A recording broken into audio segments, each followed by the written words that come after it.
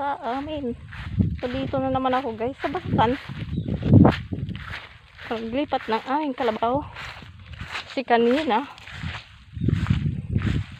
busy ako na nagatid ako ng baon kay Tay.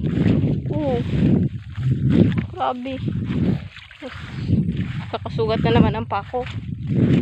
So ganun talaga ang buhay ng may hirap, buhay bukid.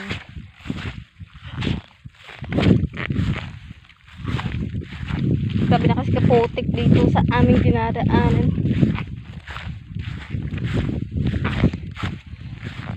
Pero ang ganda dito guys pag malandong, you know, basa ka na yan lahat. So ito may puno ng puno ng akasya.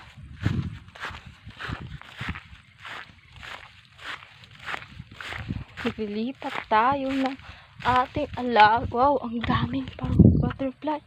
Anong butterfly? Wala na, nag-alisa na sila. Ganda sana. Ayun siya. Albina! Si Albina yan ang pangalan ng aming kalabaw. Alaga, si Albina. Tapos yung alaga ko namang baka, yung si Angela. Yung ad na rin. At yung isa ay yung anak niya ay si Buds. Si Buds.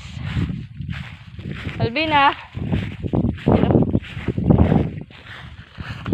Albina.